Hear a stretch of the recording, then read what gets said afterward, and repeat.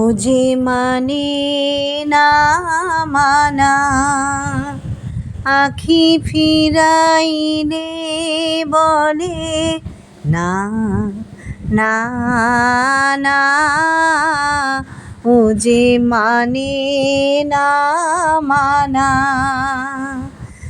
আখি ফিরাইলে বলে না না না।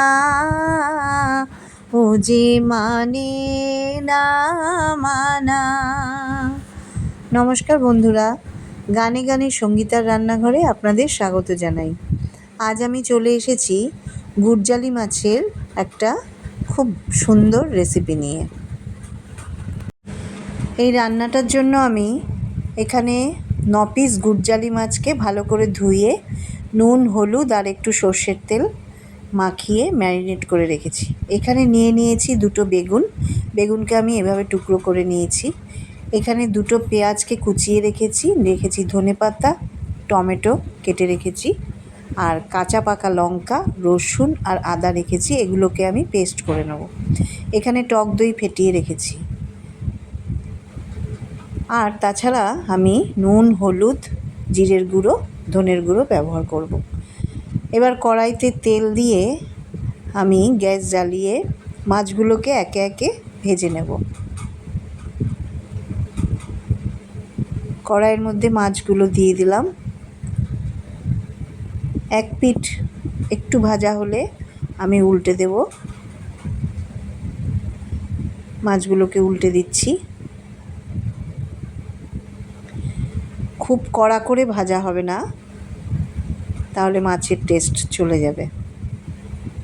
আবার আমি বাকি মাছগুলো ভাজার জন্য কড়াইতে দিয়ে দিলাম। এইভাবে আমি সমস্ত মাছগুলোকে ভেজে একটা পাত্রে তুলে রেখেছি। এবার বাকি রান্নাটা স্টার্ট করব। আর একটু তেল আমি কড়াইতে দিয়ে দিলাম কুচনো পেঁয়াজগুলো। তেলের মধ্যে পেঁয়াজগুলো দিয়ে এবার আমি ভালো করে ওগুলোকে নেড়ে দিচ্ছি। পেঁয়াজগুলো যখন একটু ব্রাউন কালারের হয়ে আসবে, তখন আমি এর মধ্যে পেস্ট করে রাখা টমেটো, কাঁচা পাকা লঙ্কা, রসুন, আদাটাকে দিয়ে দিলাম। পেস্ট করে রেখেছিলাম, ওগুলোকে দিয়ে দিলাম।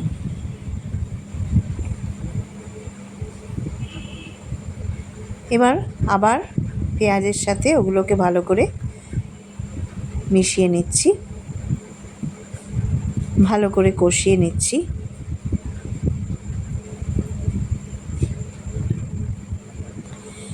এবার এর মধ্যে আমি একে একে হলুদ গুঁড়ো,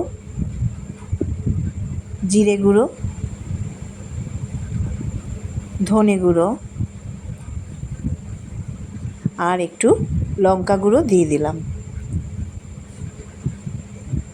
এবার একটু সামান্য জলও দেব, দিয়ে ভালো করে মশলাটাকে কষিয়ে নেব। একটু জল দিয়ে কষালে মশলাটা পুড়ে যাবে না। ভালো করে এবার মশলাটা কষিয়ে নিচ্ছি। যখন মশলাটা থেকে একটু তেল বেরিয়ে আসবে, তখন আমি এর মধ্যে কেটে রাখা বেগুনগুলোকে দিয়ে দেবো। এটা চাইলে আলু দিয়েও করা যায়, তবে বেগুন দিয়ে করলে খুব ভালো টেস্ট হবে। এবার আমি দিয়ে দিলাম অল্প নুন। একসাথে নুন দিচ্ছি না। এবার বেগুনগুলোকে দিয়ে দিলাম এর মধ্যে।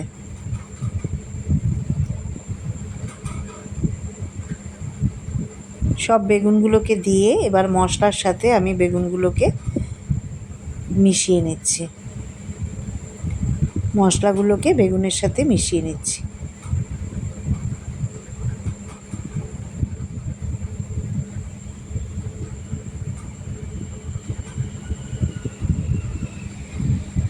এই রান্নাটা খেতে খুবই সুস্বাদু হয়, করে দেখবেন। আমি মশলা ধোয়া ওই বাটিতে একটু জল নিয়ে মশলা ধুয়ে সে বাটির জলটা দিয়ে দিলাম। একটা ঢাকনা দিয়ে এবার ঢেকে দিচ্ছি, যাতে বেগুনগুলো নরম হয়।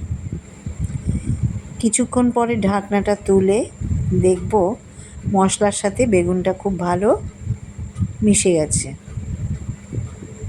বেগুনটাও নরম হয়েছে। এবার আমি ফেটিয়ে রাখা টক দইটা দিয়ে দিলাম। টক দই দিয়ে এবার আমি আবার ভালো করে নেড়ে দিচ্ছি।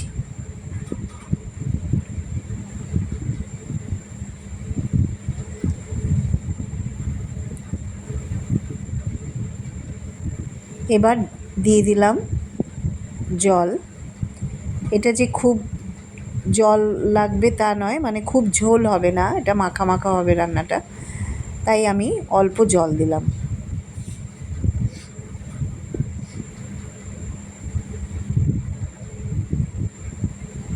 এবার একটু ফুটিয়ে নিয়ে আমি স্বাদ মতো নুন দিয়ে দিলাম। তখন অল্প নুন দিয়েছিলাম, এবার স্বাদ মতো নুন দিলাম।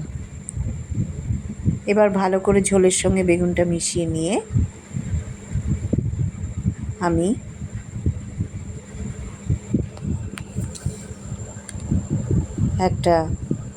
এই মাছগুলোকে এবার একে একে দিয়ে দেবো, তারপরে একটা ঢাকা দিয়ে ঢেকে দেবো।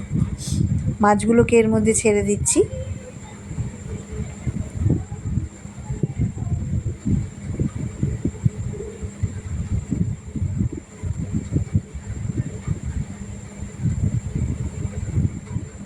পিস মাছকে আমি এই বেগুনের মধ্যে দিয়ে দিলাম। এক পিঠ একটু ঝোলে মিশে গেলে আমি একটু উল্টে দেওয়ার চেষ্টা করব, যাতে দু পিঠেই ঝোলটা ভালোভাবে ঢোকে।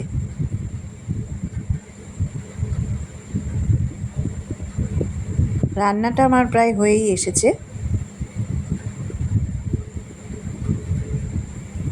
দেখুন, আমি প্রত্যেকটা মাছকে এক পিঠ হয়ে গেলে আরেক পিঠ উল্টে দিলাম।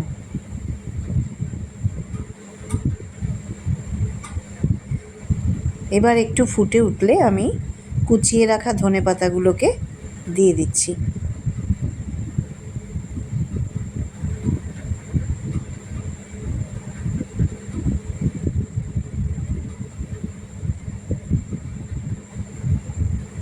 এই রান্নাটা করে দেখুন, খুবই ভালো লাগবে গরম ভাতের সাথে।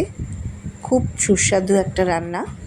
রান্নাটা করে দেখবেন এবং আমাকে লাইক করবেন, কমেন্ট সেকশানে জানাবেন, আর আমার চ্যানেলটা সাবস্ক্রাইব করে আমার পাশে থাকার অনুরোধ রইল। রান্নাটা আমার শেষই হয়ে গেছে। এবার আমি এটাকে সার্ভ করে দেব।